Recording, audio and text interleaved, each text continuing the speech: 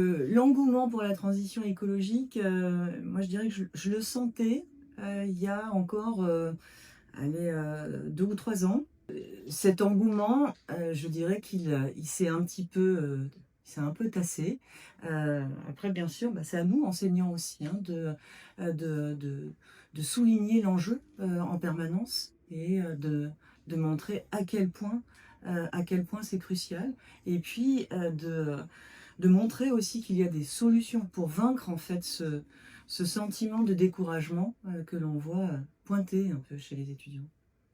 Je dirais que nos enseignements fonctionnent peut-être assez souvent en silo au lieu de croiser les disciplines. Et c'est ça le problème, parce que si on veut faire comprendre l'enjeu de la transformation écologique, eh bien, il faut absolument qu'on fasse comprendre les limites planétaires.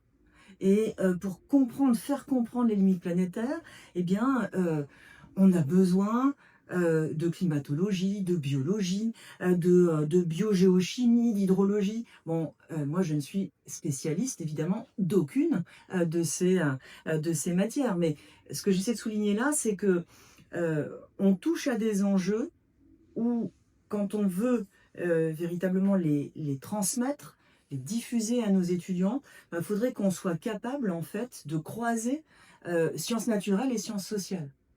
Alors déjà qu'on fonctionne beaucoup en silo au sein même des sciences sociales, c'est-à-dire que typiquement, les économistes dialoguent pas assez avec des sociologues, avec des politistes, et même au sein de l'économie, eh bien, il y a des domaines de spécialité. Hein. On est vraiment perché, je dirais, souvent sur des têtes d'épingle. Je dirais que ça, voilà, c'est sans doute une des limites importantes à laquelle on fait face. Je dirais que les principaux obstacles tiennent au silo hein, que je viens d'évoquer, c'est-à-dire à ce manque d'interdisciplinarité et puis évidemment aussi pas mal à des verrous idéologiques. Donc, euh, je crois qu'il est important de souligner que les chercheurs en sciences sont très souvent hyper spécialisés. Et c'est vrai pour tous les domaines scientifiques. Et c'est vrai aussi, bien sûr, pour le domaine des sciences sociales. C'est vrai pour l'économie. Je crois qu'on n'a plus du tout l'esprit formé pour embrasser plusieurs domaines à la fois. Et donc pour croiser, par exemple, sciences naturelles et sciences sociales, si on veut cerner les limites planétaires et comprendre comment encastrer la satisfaction des besoins humains dans les limites planétaires. Euh, Si on pense aux savants de l'Antiquité, typiquement, les savants de l'Antiquité, eh bien, ils étaient à la fois des mathématiciens, des philosophes, des astronomes. Le sachant d'aujourd'hui, le chercheur d'aujourd'hui ne ressemble évidemment plus du tout à ça. Il est hyper spécialisé dans son domaine, généralement perché sur une tête d'épingle, et ça, je pense que ça constitue un obstacle important, en fait, pour bien faire cerner le sujet. Et puis, en outre, il y a bien sûr des verrous idéologiques importants. Et je pense que les verrous idéologiques chez les économistes, ils sont bien serrés.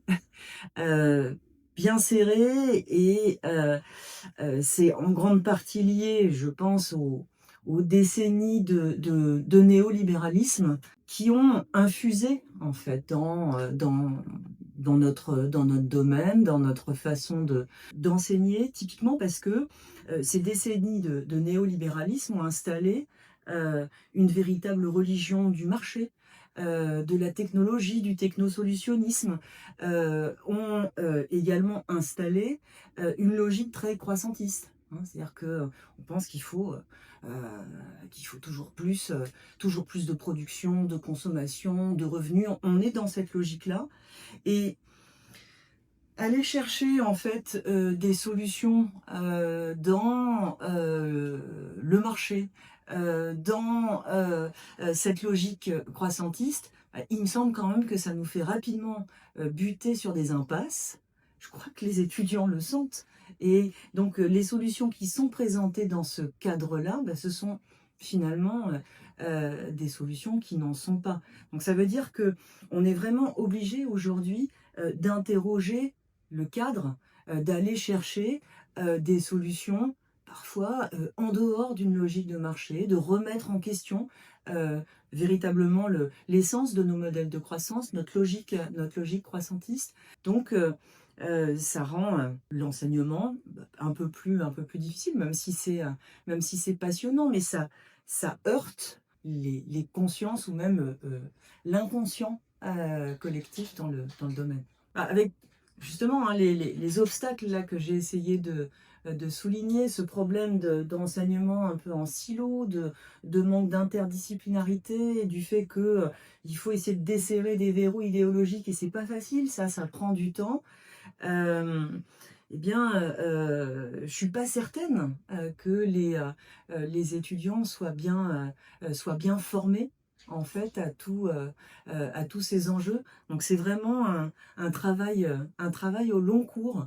Mais je crois que le message à faire passer, c'est que il faut justement, faut essayer de desserrer les verrous, ne pas désespérer, considérer qu'il est encore temps d'agir, qu'il y a des solutions, mais que ces solutions, on ne les trouvera pas dans le modèle qui est à l'origine du problème.